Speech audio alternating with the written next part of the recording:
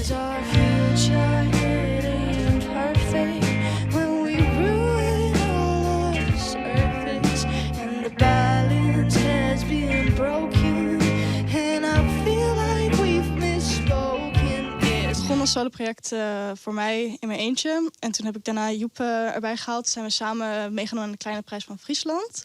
En eigenlijk tijdens de Kleine Prijs is het uitgegroeid naar een band. Dat was eerst een andere formatie dan dit. Maar dit bestaat nu ongeveer 2 jaar dat we samen spelen. Dus zo is het eigenlijk een beetje ontstaan.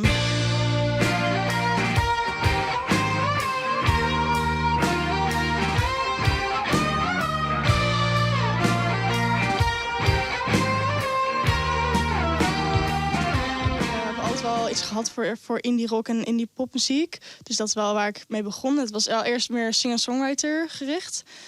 En ik had zelf ook wel wat bandervaring op de middelbare school. Maar ja, ik stond eigenlijk wel open gewoon om te ontdekken waar het heen kon gaan met een band, zeg maar. Dus eigenlijk met de bandleden zijn we gewoon samen gaan kijken wat vinden wij vet. En ja, daar is eigenlijk dit uitgerold. En we zijn op dit moment ook nog bezig met nieuwe nummers schrijven die ook weer een andere kant op gaan. Maar daar hoor je vast snel meer over.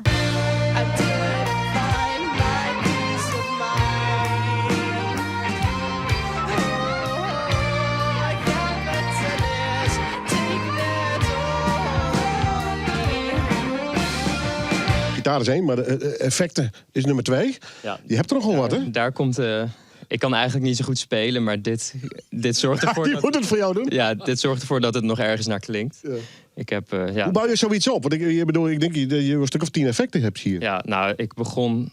Deze heb ik gekocht, Reverb. Ja. En steeds komt er wat bij. En af en toe, nu ben ik speel ik al iets langer, dus dan weet ik meer wat ik wil. Maar heel veel heb ik gewoon...